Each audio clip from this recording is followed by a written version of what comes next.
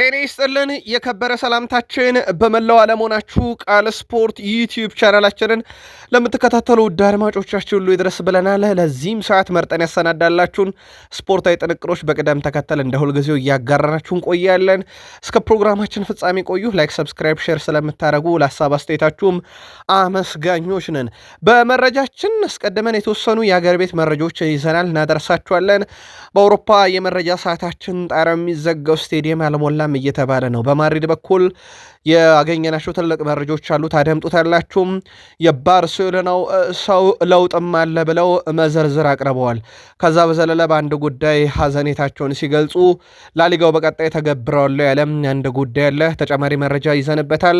ከዛ ውጭ ውድ ቤተሰቦቻችን በታላላቆቹ የአውሮፓ ክለቦች እንዲሁም በዓለም ከዋክብቶችም ዙሪያ ተጨማሪ መረጃዎችን ይዘናል። አብራችሁን ቆዩም። በተወዳጁ የእንግሊዝ ፕሪሚየር ሊግ በርከት ያሉ አጫጭር ስፖርታዊ መረጃዎችን ይዘናል። በቅደም ተከተል እናነሳችኋለን። አንድ ቡድን በብዙ ተቆጭቷል። ምክንያቱን ስንነግራችሁ እውነትም የሚያስቆጭ እንደሆነ ተመሰክሩላችኋላችሁ ለዚህ ክለብ። ከዛ ውጪ በቢግ ሲክስ ቶትናምን እናነሳለን። በቡድን ዜና ተጨማሪ መረጃዎችን ይዘንበታል። ሲቲ ወደ ቤርናቢው የሚያቀነው ስብስቡን ይፋ አድርጓል። እነማን እንደተካተቱበት እንነግራችኋለን ውድ ቤተሰቦቻችን። ከዛ ውጪ ከሲቲ ይወጣል የተባለውም ተጫዋች ፈላጊ ያለው የፓሪሰን ጀርሜን ሰዎች ስለ ቼልሲና ስለ እንግሊዝ የሚሉት ነገር አለ። ስለ ቼልሲ በመረጃ ሰዓታችን ስናነሳ ከምናነሳቸው አበይት ጉዳዮች ውስጥ ነው። የቼልሲ ጥምር ባለቤት እንዴት ትተቹናላችሁ እያሉ ነው። ምክንያት አላቸው። ከዛ ውጭ በሀሳብ መስጫ ሳጥናችን ላይ የመጣ ጥያቄ ነበረ፣ ምላሹን አዘጋጅተናል። በቼልሲ በኩል የቡድን ዜና እንዲሁም ተጨማሪ መረጃዎችን እናነሳለን። በሊቨርፑል በኩል ከኮንትራት ነፃ የሚሆነው ተጫዋችን መዳረሻ በተመለከተ አንድ ሰበር መረጃ ወጥቷል። ዛሬ ሊቨርፑልም ኮንትራት ያስፈረሙት ተጫዋች አለ። በቀጣይ ወደ ቡድኑ ይመጣል ስለተባለ ተጫዋችና ስለ ፍሎሪያን ቬርዝ ያገኘነው ተጨማሪ መረጃ አለ፣ እናጋራችኋለን። ሊቨርፑልያንም ቆዩን። አርሰናል ወሳኝና ቁልፍ ተጫዋቾቹን በተመለከተ ሰበር መረጃ ይዘናል። የቡድን ዜና እናደርሳችኋለን። ከፕሪሚየር ሊግ ክለቦች ሁሉ ትንሹን ጨዋታ የተሸነፈው ቡድን አርሰናል፣ በርካታ ጨዋታም የተጫወተው ቡድን አርሰናል እንደሆነ ይታወቃል። ከዚህ ጋር ለሚነሱ መከራከሪያዎች ዴክላን ራይስ ምላሽ ይሰጣል። የአርሰናል መረጃችን በስፋት ተካቷል። የአርሰናልም ደጋፊዎች አብራችሁን ቆዩ ብለናል። በማንቸስተር ዩናይትድ የመረጃ ሰዓታችን ልቤ ከዩናይትድ ነው ያለ አንድ ተጫዋች ብቅ ብሏል። ከዛ ውጭ የዩናይትድ አመራሮች አንድ ጉዳይ ላይ ጥብቅ ውሳኔን መወሰን የሚጠበቅባቸው አጋጣሚ ሊፈጠር ይችላል ተብሏል። የቡድን ዜና እናነሳለን፣ ከሌጀንዱ ልጅ እስከ ሌጀንዶች በዩናይትድ። ከዛ በዘለለ በማንቸስተር ዩናይትድ በኩል ሲጠበቅ የነበረ አንድም ሁነት ይፋ ተደርጓል፣ እንደተጠበቀ ሆኗል። በርከት ያሉ መረጃዎችን አሰናድተናል። እስከ ፕሮግራማችን ፍጻሜ ዛሬም ቆዩ። ላይክ፣ ሰብስክራይብ፣ ሼር ስለምታደረጉን እጅግ አድርገን አመስጋኞች ነን። በሀሳብ መስጫ ሳጥናችን ላይም እንደ ሁልጊዜው ሀሳብ አስተያየታችሁን እያጋራችሁን አብራችሁን ቆዩ። ከሀገር ቤት እንጀምር። የኢትዮጵያ ፕሪሚየር ሊግ 23ኛ ሳምንት ሁሉም መርሃ ግብሮች ተደርገው ተጠናቀዋል። ውድ ቤተሰቦቻችን ዛሬ ቀሪ ሁለት ጨዋታዎች ነበሩ። አዳማ ከተማ ከአርባ ምንጭ ከተማ ያደረጉት ጨዋታ ነበረ። ጨዋታው በአርባ ምንጭ ከተማ 2-0 አሸናፊነት ተጠናቋል። ጄሮም ፊሊፕስ በ27ኛው ደቂቃ ላይ እንደዚሁም አብዱልረህማን መሐመድ 62ኛው ደቂቃ ላይ ሁለቱን የአርባ ምንጭ ከተማ የማሸነፊያ ግቦች ከመረብ አዋህደዋል። ሌላኛው መርሃ ግብር ሐዋሳ ከተማን ከመቀለ ሰባ እንደርታ ያገናኘ ጨዋታ ነበረ። ጨዋታው በሐዋሳ ከተማ 1-0 ድል አድራጊነት ተጠናቋል። ሽመልስ በቀለ 75ኛው ደቂቃ ላይ ብቸኛዋን ግብ ከመረብ አዋህዶ ነው ሐዋሳ ከተማ ከጨዋታው ድፍን 3 ነጥቦችን ማግኘት የቻለው። የ23ኛ ሳምንት ሁሉ መርሃ ግብሮች ተደርገው መጠናቀቃቸውን ተከትሎ በፕሪሚየር ሊጉ ደረጃ ሰንጠረዥ ሲዳማ ቡና በ42 ነጥብ ይመራል። ሐዋሳ ከተማ በ40 ነጥብ ይከተላል። ነገሌ አርሲ በ38 ነጥብ 3ኛ፣ መቻል በ35 ነጥብ 4ኛ፣ ኢትዮ ኤሌክትሪክ በ34 ነጥብ 5ኛ፣ ፋሲል 6ኛ፣ አዳማ ከተማ 7ኛ፣ ኢትዮጵያ ቡና 8ኛ፣ ሀዲያ ሆሳና 9ኛ፣ ባህር ዳር ከተማ 10ኛ፣ ድሬዳዋ ከተማ 11ኛ፣ ሽረ ምድረ ገነት 12ኛ፣ ኢትዮጵያ ንግድ ባንክ 13ኛ፣ ሸገር ከተማ 14ኛ፣ ወላይታ ዲቻ 15ኛ፣ ኢትዮጵያ መድን 16ኛ፣ ቅዱስ ጊዮርጊስ 17ኛ፣ ወልዋሎ ዓዲግራት ዩኒቨርሲቲ 18ኛ፣ መቀለ ሰባ እንደርታ 19ኛ፣ አርባ ምንጭ ከተማ ደግሞ 20ኛ ደረጃ ላይ ተቀምጧል።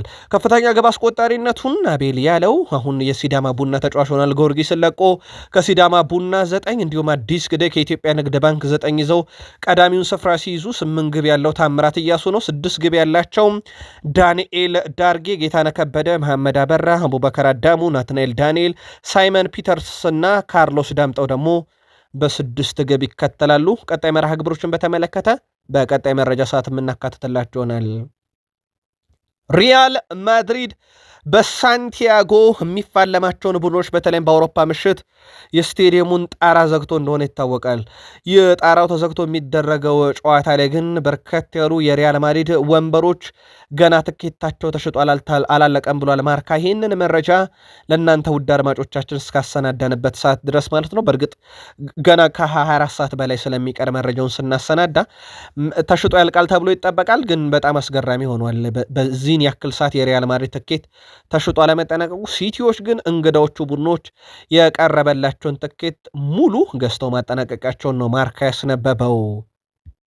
ከሪያል ማድሪድ ጋር በተያዘ ሮድሪጎ ጎኤዥ ቀዶ ጥገናው በተሳካ ሁኔታ መጠናቀቁን ሪያል ማድሪዶች በማህበራዊ ትስስር ገጻቸው ላይ ይፋ አድርገዋል። ኤሲኤል ጉዳት ያስተናገደው ተጫዋቹም ከዛሬ ጀምሮ የማገገም ሂደቱ እንደሚቀጥልና 2027 የመጀመሪያው ጃንዋሪ ወር አካባቢ ኦልሞስት ለ1 ዓመት የቀረበ ያክል እንደማለት ነው። ውድ ቤተሰቦቻችን ተጫዋቹ ይጠበቃል። በተጫዋቹም በኩል መልእክት አስተላልፏል። ላደረጋችሁልኝ ነገር በሙሉ እጅግ አድርጌ አመሰግናለሁ። እንደ አዲስ እወለዳለሁ ብሏል። ለሁሉም ነገር ፈጣሪንም አመሰግናለሁ። ቀዶ ጥገናዬም በተሳካ ሁኔታ ተጠናቋል። አሁን የማገገም ሂደቱ ከፈጣሪ ጋር ይቀጥላል ብሏል። ለደገፋችሁኝ፣ ላጽናናችሁኝ፣ ከጎኔ ለነበራችሁ ሁሉ ምስጋኔ ከልብ ነው እያለ ነው ሮድሪጎ ጎኤዥ። በሪያል ማድሪድ በኩል ተወደደም ተጠላም ቀጣይ ክረምት ላይ ራሳችን እናጠናከራለን ባሉበት ቦታ ላይ ተጨማሪ ደግሞ ዝውውሮችን ሊያስፈልጋቸው ችሏል ማለት ነው። የሮድሪጎ ጎኤዥ ጉዳት ቀጣይ ውድድር ዓመት ጅማሮ ጀምሮ ስለማይኖር ማለት ነው ተጨማሪ ዝውውሮችን ይፈጸማሉ።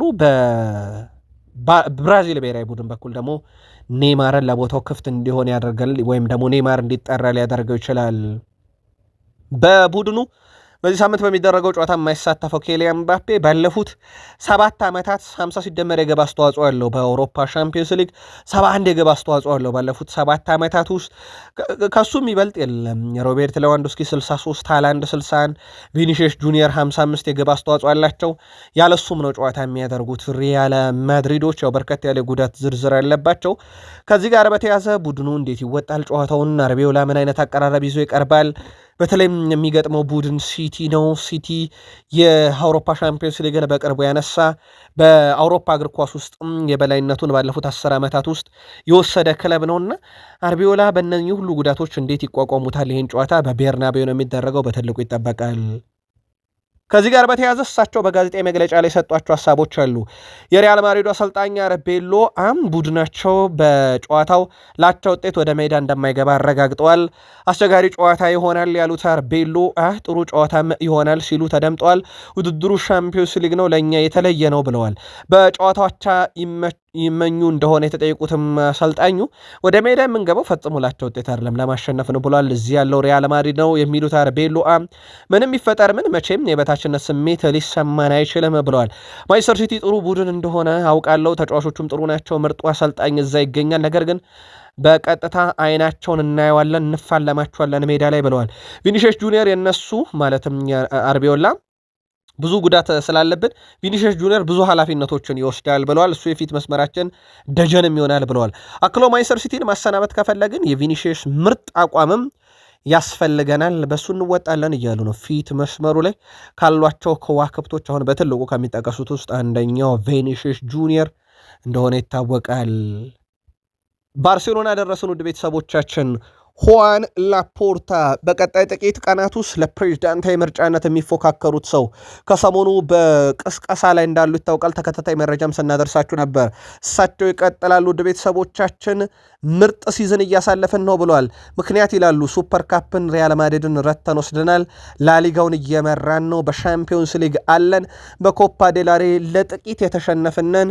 ምርጡን ሲዝንማ እያሳለፍን ነው በሃንስ ፍሊክ ስር ብለዋል።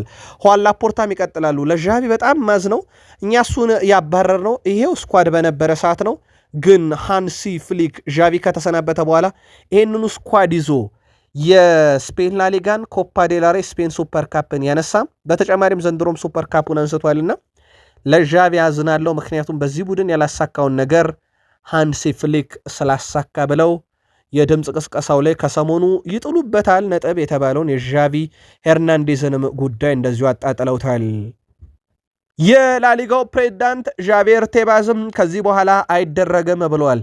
እሳቸው እንዳሉት ከሆነ ከዚህ በኋላ ኦፍሳይድ ቴክኖሎጂ በመስመር ዳኞችና በቫር ብቻ አይወሰንም። ከቀጣይ ውድድር ዓመት ጀምሮ በኳሷ ውስጥ ልዩ ቴክኖሎጂ እንጠቀማለን። ስለዚህ በሚቀጥለው ውድድር ዓመት ኦፍሳይድን በቴክኖሎጂ እናረጋለን ብለዋል። ፉሊ አውቶሜትድ የሆነ ቴክኖሎጂ እንጠቀማለን ወይም ፉል አውቶማቲክ የሆነ ቴክኖሎጂ እንጠቀማለን። ስለዚህ ከቀጣይ ውድድር ዓመት ጀምሮ በላሊጋ የኦፍሳይድ ጭቅጭቅ አይኖርም ብለዋል። ዘንድሮ ብዙ ጭቅጭቆች ነበሩ። አንዳንድ መስመሮችን ለማስመር ተቸግረው በተለይም ቴክኖሎጂው ለማስመር ተቸግሮ በርከት ያሉ ተጫዋቾች መደርደራቸውን ተከትሎ ለአብነት ያክል የኩባርሲ በአትሌቲኮ ማድሪድና በሪያል ማድሪድ በሜትሮፖሊታኖ ስቴዲየም በባርሴሎናና በአትሌቲኮ ማድሪድ በሜትሮፖሊታኖ ስቴዲየም የነበረው የኩባርሲ የተሻረች ግብ በቴክኖሎጂ ለመለየት በጣም ቸግሮ ነበር። ከዚህ በኋላ ግን ኳሷ ላይ ነው የምንገጥመው፣ ቀጣይ ዓመት ጠብቁ ብለዋል ዣቬር ቴባዝ። በጀርመን ቡንደስሊጋ እየተሳተፈ የሚገኘው ባየር ሙኒክ በአውሮፓ 5 ታላላቅ ሊጎች በጨዋታ 2.68 የሚሰበስብ ክለብ ሆኗል። አንደኛ ደረጃ ላይ ተቀምጧል። ሁለተኛ የሚኬል አርቴታው ቡድን አርሰናል፣ ሶስተኛ የሃንሲ ፍሊኩ ቡድን ባርሴሎና ሲሆን ውድ ቤተሰቦቻችን ከፍተኛ የግብ ልዩነት በሁሉም መድረክ ያለውም ባየር ሙኒክ ነው። 9 የግብ ልዩነት አለው። በነገራችን ላይ 9 የግብ ክፍያ ያለው አርሰናል በሁሉም መድረክ 70 የግብ ክፍያ ይዞ ሁለተኛ፣ ባርሴሎና 64 የግብ ክፍያ ይዞ ሶስተኛ ደረጃ ላይ ተቀምጧል። እነኚህ ሶስት ክለቦች ባየር ሙኒክ፣ አርሰናል እና ባርሴሎና የአውሮፓን እግር ኳስ ዘንድሮ ተቆጣጥረውታል ማለት ይቻላል። ምናልባት ሊጎቻቸው ላይ ሶስቱም እየመሩ ነው። በአውሮፓስ መድረክ ማን ይቀነዋል፣ ማን በዓመቱ መጨረሻ ሻምፒዮን ይሆናል የሚለው ግን ይጠበቃል። የሶስቱ ኃያልነት ግን በደንብ ግልጥ ብሎ የታየበት ዓመት ነው። የፍራንስ ሊጋ መረጃዎችን እንቀጥል። የፓሪሰን ዠርሜኑ ተጫዋች ኪምፔምቤ በቡድን ውስጥ ሜሲና ሮናልዶ ሲኖሩ ሊታመን አይችልም። የሜሲም የሮናልዶን ቡድን በጣም ምርጥ ናቸው። ምናልባት አንዱ መምረጥ ካለብኝ ግን የሜሲ ቡድን ውስጥ መጫወት እፈልጋለሁ። በጣም አስደናቂ ተጫዋች ነው ሲል ሜሲን አወድሶታል።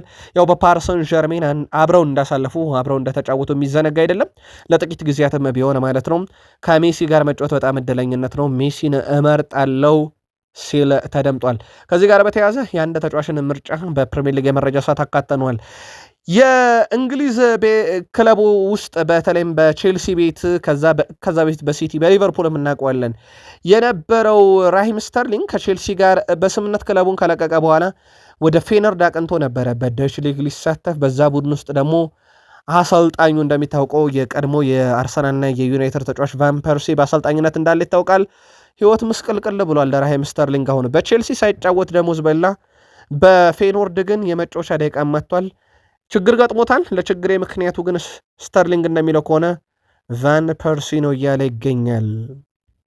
ውድ የቃል ስፖርት ዩቲዩብ ቻናል ቤተሰቦቻችን ከእናንተ ከሆነ ቃል ስፖርት ዩቲዩብ ቻናል ለዚህ ሰዓት መርጠን ያሰናዳላችሁን ስፖርታዊ ጥንቅሮች በቅደም ተከተል እያጋርናችሁ እንገኛለን። ከተወዳጁ የእንግሊዝ ፕሪሚየር ሊግ ብቻ ወዳገኘናቸው የዕለቱ ጥንቅሮቻችን ሻገር ከፕሪሚየር ሊግ የመረጃ ሰዓታችን ጋር እስከ ፕሮግራማችን ፍጻሜ ላይክ፣ ሰብስክራይብ፣ ሼር እያረጋችሁ በድጋሚ አብራችሁን ቆዩ። ራሱን ከእንግሊዝ ብሔራዊ ቡድን አግልሏል። ውድ ቤተሰቦቻችን ካይል ዎከር እንግሊዝ የተከላካይ ስፍራ ተጫዋች ካይል ዎከር ራሱን ከብሔራዊ ቡድን ማግለሉን ይፋ አድርጓል። ካይል ዎከር ለ3 አናብስት በ96 ጨዋታ ተሰልፎ መጫወት ችሎ ነበረ። ዎከር በተጨማሪም ከእንግሊዝ ብሔራዊ ቡድን ጋር በ5 ትልልቅ ውድድሮች ተሳትፏል። ከቡድኑ ጋር በ2 የአውሮፓ ዋንጫ ፍጻሜና በ1 የዓለም ዋንጫ ግማሽ ፍጻሜ ጨዋታ መካፈል የቻለ ተጫዋች ከዚህ በኋላ ለእንግሊዝ ብሔራዊ ቡድን በቃኝ፣ ለክለብ ካልሆነ በስተቀር ብሔራዊ ቡድን አልወክልም ብሏል። በእርግጥ በብሔራዊ ቡድን ደረጃ ራሱን ባያገል ጥሪ ደርሰዋል የሚለው ግን ትልቁ መከራከሪያ ነጥብም ነበረ። ብሬንትፎርድ ተቆጭተዋል። በተለይም ውድ ቤተሰቦቻችን የብሬንትፎርድ ባለቤት ማቲው ቤንሃም እጅግ በጣም ተጸጽቻለሁ እያሉ ይገኛሉ። የተጸጸቱበትን ምክንያት እንንገራችሁ፣ ከዛ እናንተ ማሳባችሁን ታጋራላችሁ። 2019 ላይ ኤብሪቼ ኢዜን በ4 ሚሊዮን ፓውንድ የማስፈረም እድል ነበራቸው። እናም በተጫዋቹ በኩል ይህን የማግኘት እድላቸውን ሳይጠቀሙበት ቀሩ። ኢብሪቼዚ አሁን በአርሰናል እየተጫወተን የወጣበት ዋጋ ይታወቃል። ከዛ በኋላ ኦማር ማርሙሽን ከ3 ዓመት በፊት በነፃ ማስፈረም ይችሉ ነበረ፣ ግን ያንንም እድል አልተጠቀሙበትም። ብሬንትፎርድ አሁን በሲቲ ቤት እንዴት ያለ ጊዜ እያሳለፈ እንደሆነ ይታወቃል። ሌላኛው ተጫዋች ማይካሎ ሙድሪክ ነው። ይህን ተጫዋች ለማምጣትም አብዛኛው ነገር ከስምምነት ደርሰው ነበረ። በኋላም ላይ ነው ዝውውሩ የቀረው። ዝውውሩ የቀረበት ምክንያት ደግሞ በጥቂት ገንዘቦች ምክንያት መሆኑን ይናገራሉ ማት ቤኒው እንጂ አብዛኛው ነገር ተስማምተን ነበረ ይላሉ እሳቸው እንዳሉት ከሆነ የብሬንትፎርዱ ባለቤት ማቲው ቤንሃም ኡማር ማርሙሽ፣ ኢብሪቼዜ እና ማይካሎ ሙድሪክን ለማስፈረም በጣም ተቃርበንም እንችልም ነበረ። ባለመስፈረም እነኚህን 3 ተጫዋቾች በጣም እቆጫለሁ ሲሉ ተደምጠዋል። ከቶትናም ጋር በተያዘ ውድ ቤተሰቦቻችን ማቲያስ ቴሌ የቶማስ ፍራንክ ስንብት የተመቸው ይመስላል። በተለይም ከሳቸው ጋር የነበረው ግንኙነት በቡድን ውስጥ እንደጎዳው ተናግሯል። ከአሰልጣኝ ቶማስ ፍራንክ ጋር ፍጹም አልስማማም። በተለይም ለእኔ በሚሰጡኝ ሚና እኔን ለበርካታ ጊዜ ተጠባባቂ ወንበር ላይ ያስቀምጡኛል። ምክንያቱ ግን ግልጽ አይደለም። ችግሮችን ለመፍታትም አይሞክሩም ነበረ። እኔ ለቶትናም ሆትስፐርስ ምርጡን ማድረግ እንደምችል አውቅ ነበር፣ ግን እሳቸው እድሉ ሊሰጡኝ አልቻሉም። ለምን ተጠባባቂ ላይ ወንበር ላይም በብዛት እንደሚያስቀምጡኝ አይገባኝም ሲል ተደምጧል። ቶትናም በፕሪሚየር ሊጉ በጣም ደካማ ቡድን ነው። ይሄም ብዙ የሚያሻማ ጉዳይ አይደለም።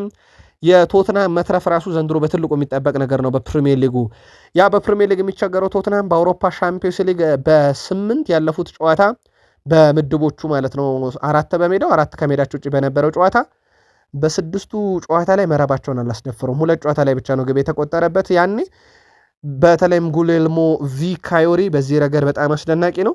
በፕሪሚየር ሊግ የሚቸገረው ቡድን ቶትናም በአውሮፓ ሻምፒዮንስ ሊግ ከ1 እስከ 8 ገብቶ ነው በጥሎ ማለፍም መካፈል የቻለው። በ16 ውስጥ ድንቅ ጊዜን ያሳልፈዋል። የ2 መድረክ ክለብ ሆኗል። ከሰሞኑ ኢጎር ቶዶር እኛ በፕሪሚየር ሊጉ ለመትረፍ በአውሮፓ ሻምፒዮንስ ሊጉ ደግሞ ዋንጫ ለማንሳት ነው የምንጫወተው ማለታቸው ይታወቃል።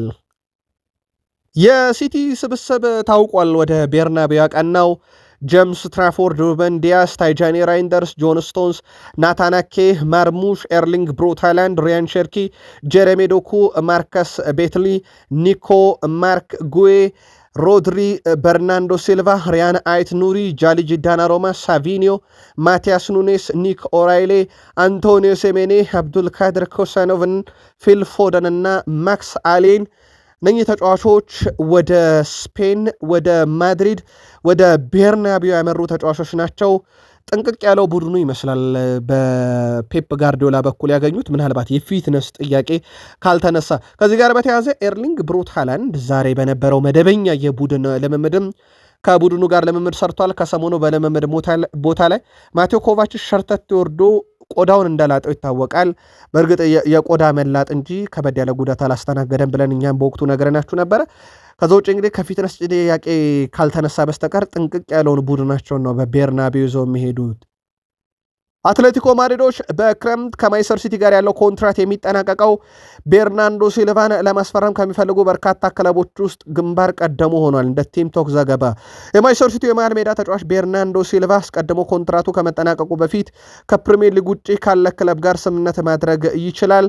ተጫዋቹ በትላልቅ የአውሮፓ ክለቦችም እይታ ውስጥ እንዳለ ይታወቃል። ከፕሪሚየር ሊጉ ውጭ እንግዲህ ከማንም ጋር መደራደር የሚችለው ቤርናንዶ ሲልቫ በሲቲ በኩል እስካሁን አንድም የድርድር አንድም የቆይልን አንድም ኮንትራት አራዝም በሚል ጉዳይ ምንም ድርድር አልተደረገም። ከሰሞኑም በታማኝ የዜና ምንጮቻችን ዋቢ አድርገን በአመቱ መጨረሻ ይለቃል ብለናችሁ ነበረ። አሁን እርግጥ እየሆነ የመጣ ይመስላል። ከፈላጊዎቹ ብቅ ማለት ጋር በተያዘ የቤርናንዶ ሲልቫ ቀጣይ ምርጫ ብቻ የቀረ ያክል ሆኗል። አሁን በሲቲ ቤት ቀጣዩ ኬቨን ደብሮይና ቤርናንዶ ሲልቫ ስለመሆኑ ግን ብዙም ጥርጥር የለውም አዲስ ነገር ካልተፈጠረ በስተቀር። ቼልሲ በአውሮፓ ሻምፒዮንስ ሊግ በክለቦች ዓለም ዋንጫ ፍጻሜ የረቱትን ፓሪስ ሳን ዠርሜንን በፓርክ ደ ፕሪንስ በዚህ ሳምንት ይገጥማሉ። አምና ከእንግሊዝ ቡድኖች ካደረግነው ጨዋታ የቼልሲ ጨዋታ ከባድ ይሆናል ብሏል ባርኮላ። የፒኤስጂ ፊት መስመር ተጫዋች ብራድሊ ባርኮላ የቼልሲ ጨዋታ አስቸጋሪ እንደሚሆን ከጨዋታው በፊት ተናግሯል። ጨዋታው ባለፈው ዓመት ከእንግሊዝ ክለቦች ካደረጉት ጨዋታ አንጻር ይሄ ከባድ ነው ሲል ተደምጧል። ፒኤስጂ ባለፈው ዓመት ከሊቨርፑል፣ ከአርሰናል፣ ከማንቸስተር ሲቲ እና ከኒካስል ጋር ተገናኝተው እንደነበረ ይታወቃል። ቼልሲን የመበቀል ስሜት አይሰማንም፣ ምክንያቱም ወቅቱ ተመሳይ አይደለም፣ ውድድሩም ተመሳይ አይደለም። ያሸነፉን በክለቦች ዓለም ዋንጫ የነጠቁን በዛ መድረክ ነው። እኛ በበቀል ስሜት ወደ ሜዳ እንገባም እያለ ነው። በዚህ ጉዳይ ላይ ሉዊስ ኤንሪኬም ከሰሞኑ እኛ ቼልሲን የመበቀል ሐሳብ ኖሮን አይደለም ወደ ሜዳ የምንገባው ማሸነፍ ስላለብን ብቻ ነው ማለታቸው ይታወቃል። የፒኤስጂ አሰልጣኝ ሉዊስ ኤንሪኬ የቼልሲ ጨዋታ የተሻለ የኳስ ቁጥጥር በክለቤ እንዲኖር እሻለው ሲሉ ተደምጠዋል። ከተጋጣሚያቸው የበለጠ የኳስ ቁጥጥር እንዲኖር እንፈልጋለሁ፣ ቼልሲም እንደዛ ይፈልጋል ሲሉ ሉዊስ ኤንሪኬ ተናግረዋል። አክሎም እነሱ ከኢንተርናሽናል ተጫዋቾች ያሏቸው ጥሩ ቡድን ናቸው፣ ጨዋታው ለሁለቱም ቡድኖች በጣም አስቸጋሪ ነው ብለዋል። ሊያም ሮዛኒየር በስትራስቡርግ ትልቅ ልምድ አካብቷል፣ አጥቅቶ ይጫወታል፣ ነገር ግን እኛም በመከላከል ጠንካራ ነን፣ በራሳችን መንገድ ለመጫወት እንሞክራለን ያሉት ሉዊስ ኤንሪኬ በጣም ከባዱን የአውሮፓ ቡድን እንፋለማለን ሲሉ ተደምጠዋል። በፓርክ ደ ፕሪንስ በሜዳቸውና በደጋፊያቸው ፊት ነው ፒኤስጂ የሚያደርጉት። በእርግጥ በክለቦች ዓለም ዋንጫ በፍጻሜ ጨዋታ ቅድመ ግምት ሁሉ ለፓሪስ ሰን ዠርሜን አድልቶ ቼልሲ 3-0 ረትቶ በታሪክ ለመጀመሪያ ጊዜ የዋንጫው ባለቤት የሆነም ክለብ እንደነበረ የሚዘነጋ አይደለም። የቼልሲው ጥምር ባለቤት ሆሴ ፊልቺያኖ ስለ ቼልሲ በወቅታዊ ጉዳይ ላይ ጥያቄ ቀርቦላቸው ነበረ። ቼልሲ በጣም መጥፎ ጊዜን እያሳለፈ ነው ሲባሉ ይሄ እንደ ተመልካቹ ይወሰናል ብለዋል። ምክንያት ይላሉ እሳቸው ያሸነፍናቸውን ዋንጫዎች ተመልከቱ። ባለፉት 3 ዓመታት ውስጥ በጣም ግዙፍ ዋንጫዎችን አሸንፈናል። ኮንፈረንስ ሊግና የክለቦች ዓለም ዋንጫ። ባለፉት 20 ዓመታት ውስጥ እንደዚህ አይነት ትልቅ ዋንጫ ያነሳ ክለብ አለ ወይ? በድምሩ የአውሮፓን መድረክ በእኛን ያክል ደጋግሞ ያነሳ ክለብ አለ ወይ? ስለዚህ እነማን ናቸው እየተቹን ያሉት የሚለው ነገር ወሳኝነት አለው ሲሉ ተደምጠዋል። ምናልባት ከቼልሲ ጋር በተያያዘ በቡድን ዜና ልናነሳ የምንችለው በጣም አስደሳቹ ዜና ለረጅም ጊዜ በኤሲኤል ጉዳት ከሜዳ ርቆ የነበረው የቼልሲ የኋላ ደጀን ሌቪ ኮልዌል ከቡድኑ ጋር በመደበኛ ልምምድ ዛሬም ነበረም በጨዋታው ይገኛል አይገኝም የሚለው የሊያም ሮዛኒየር እና የሕክምና ቡድን አባላት የመጨረሻ ውሳኔ ይጠበቃል። ሌላው ምርጡ ተጫዋቻቸው ዦዋ ፔድሮም ተጫዋታው ይጠበቃል። ከክለቦች ዓለም ዋንጫ ጀምሮ የእሱን ያክል ግብ ያስቆጠረ ብራዚላዊ ተጫዋች ኢገር ቲያጎ ብቻ ነው። ከሱ በላይ ግን ያስቆጠረ የለም፣ 21 አለው። በጨዋታውም ተጠባቂው የቼልሲ ተጫዋች ነው። ከቼልሲ ጋር በተያያዘ ምናልባት አንድ መረጃ እናጋራችሁ። ቼልሲ በኤፍኤ ካፑ አሁንም የፕሪሚየር ሊግ ጠንካራ ቡድን አልገጠመውም። በ3ኛ ዙር ከቻርልተን ጋር፣ በ4ኛ ዙር ከአልሲቲ ጋር፣ በ16 ጥሎ ማለፍ ወይም በ5ኛ ዙር ከሬክሳም ጋር፣ አሁን ደግሞ በሩብ ፍጻሜ ከፖርት ቫሌ ጋር ደርሶታል። አራቱንም ጨዋታ እስካሁን የተጫወተው ከፕሪሚየር ሊግ ውጭ ካሉ ክለቦች ጋር ነው። ቼልሲ ሌላ ዋንጫ ላይ ነሳ የሚችልበት አጋጣሚ ይፈጠር ዘንድ ትልልቆቹ ደግሞ እንደ ሊቨርፑል እና እንደ ሲቲ ያሉት እርስ በርስ እየተፋለሙለት እንደሆነ ይታወቃል። በእርግጥ አርሰናልም ከዚህ አትራፊ ይሆናል ተብሎ ይጠበቃል። በቼልሲ በኩል ሌላውን ቼልሲ ቤት ባለፉት 6 ወራት ተጠባባቂ ወንበር ላይ ነበረ። ከቡድኑ የተገለለ የነበረውም ተጫዋች አክሰል ዲሳሲ አሁን በዌስትሃም እየተጫወተ እንደሆነ ይታወቃል። በጣም አስቸጋሪ ነበር ለእኔ ያለፉት 6 ወራት በቼልሲ ቁጭ ብዬ በቴሌቪዥን ኳስ ማየት ሰልችቶ ነበር። አሁን በዌስትሃም እየተጫወትኩኝ ነው ብሏል። በአመቱ መጨረሻ ወደ ቼልሲ እንደሚመለስ ግን ይታወቃል። ከሊቨርፑል ጋር በተያያዘ ኮናቴ አሁንም ኮንትራቱን በመፈረም ጉዳይ ላይ አዲስ ነገር የለም። ያው የሚጠበቀው በነፃ ልክ እንደ ትሬንት አሌክሳንደር-አርኖልድ ወደ ሪያል ማድሪድ ያቀናል የሚል ነው። ሪያል ማድሪድ አሁንም በዝርዝር ውስጥ አለ፣ ግን አንድም ድርድር ከተጫዋቹ ጋር በቅርብ ወራቶች ውስጥ አላደረገም። ይልቁንስ በዝርዝር ውስጥ መኖሩ ግን ማርካ ከሰሞኑ ይፋ አድርጎት እኛም አጋርተናችሁ ነበረ። የመጨረሻው ውይይታቸውን በተመለከተ የመጨረሻው ውይይታቸው ኮንትራትን ካልፈረምክ በነፃ እናስፈርማለን የሚል ብቻ እንደነበረም ተረጋግጧል። ኮናቴ በሊቨርፑል ያለውን ኮንትራት አለመፈረሙ ብቻ የሪያል ማድሪድን ሂደት እየጠበቀ ወይም ያንን ሂደት እያሳካ ወይም ያንን ሕግ እያከበረ ነው እያሉት ነው በርካቶች። በአመቱ መጨረሻ በነፃ ከፈለገው ከዛሬ ጀምሮም በእርግጥ ይችላል ከጥር ጀምሮ ከፕሪሚየር ሊግ ክለቦች ውጭ በአመቱ መጨረሻ ደግሞ ክለቡን ይወሰናል ተብሎ ይጠበቃል። ከዚሁ ኮንትራት ጋር በተያዘም የ17 ዓመቱ አጥቂ ፊን ኢንግልትሮፕ በሊቨርፑል ቤት የመጀመሪያ የፕሮፌሽናል ኮንትራቱን ተፈራርሟል። በተለይም ደግሞ ተጫዋቹ በበርካታ ክለቦች ይፈለግ ነበረና ሊቨርፑሎች ታዳጊ ተጫዋቻቸውን ለመጠበቅ ሲሉ ነው ይህን ተጫዋች ኮንትራት በዛሬው ዕለት ያራዘሙት። ሌላው በሊቨርፑል በኩል እንግዲህ የዝውውር መስኮቱ ላይ ቀጣይ ክረምት ላይ በንቃት ይሳተፋሉ ተብሎ እንደሚጠበቅ ይታወቃል። ከዚህ ጋር በተያያዘ ውድ ቤተሰቦቻችን በርካታ ክለቦች የሚፈልጉት ሚኪ ቫንደቪን በሊቨርፑል ዝርዝር ውስጥም ተካቷል። ውድ ቤተሰቦቻችን የዚህ ተጫዋች በቀጣይ ክረምት ክለቡን መልቀቅ በተለይም ቶትናምን እርግጥ እየሆነ ከመጣ በኋላ ፈላጊዎቹ ቁጥር በርከት ብሏል። ሌላው ልናነሳ የወደድነው የፍሎሪያን ቬርዝን ነው። ባለፈው ክረምት ነው ቡድኑ የተቀላቀለው ሊቨርፑልን። በፕሪሚየር ሊጉ የሱ ጊዜ ገና ነው ብሏል ሚካ ሪቻርድስ። ቀጣይ ዓመት ጠብቁት። የአሁኑም ምርጥ ብቃቱ ላይ ነው፣ ግን ከዚህ በላይ ከሱ እንደምናገኝ ሊቨርፑልያን እርግጠኛ ነኝ እያሉ ይገኛሉ ሚካ ሪቻርድስ። ውድ ቤተሰቦቻችን አርሰናል ደረሰን። ለአርሰናል ትልቅ ዜና ነው ዛሬ። በተለይም በቡድን ውስጥ እንግዲህ ሲጠበቅ የነበረው ዊሊያም ሳሊባ ከጉዳት አገግሞ ከቡድኑ ጋር ዛሬ ልምምድ ሰርቷል። ማርቲን ዙቤሜንዲ፣ ዊሊያም ሳሊባ፣ ጋብርኤል ማጋሌሽ፣ ትሮሳርድ፣ ሪካርዶ ካላፊዮሪ፣ ዴክላን ራይስ ዛሬ በጀርመን ልምምድ ሲሰሩ ተመልክተናቸዋል። ይሄ ለአርሰናል በጣም ጥሩ የሚባለው ዜና ነው። በወሳኝ ምሽት ወሳኝ ተጫዋቾቹ ከጉዳት አገግመዋል። በተለይም ዊሊያም ሳሊባ ሲጠበቅ ነበረ። አሁን ዊሊያም ሳሊባ ይጫወታል አይጫወትም የሚለው ደግሞ በአሰልጣኙ ውሳኔ የሚያገኝ ይሆናል። ግን በጣም ጥሩ የሚባለው ዜና ነው። ከዚህ ጋር በተያዘ ደግሞ እንደ ዳቪድ ሬያ ያለ ተጫዋቻቸው ይጠበቃል። በትልቁ ዘንድሮ በጣም አስገራሚ ነገር 14 ክሊንሺት በፕሪሚየር ሊጉ አለው ዳቪድ ሬያ በ2025/26 የውድድር ዓመት ከባለፈው ዓመት ጋር ተስተካክሏል። ዘንድሮ ያውም ጨዋታ ይቀረዋል። 43 ክሊንሺት በመቶ የፕሪሚየር ሊግ ጨዋታ አለው። በአንድ ክለብ በርካታ ክሊንሺቶችም ያሉት ክለብ በመሆን 5ኛው ተጫዋች ነው። በጨዋታው ደግሞ ሌላ የሚጠበቀው ተጫዋች ነው።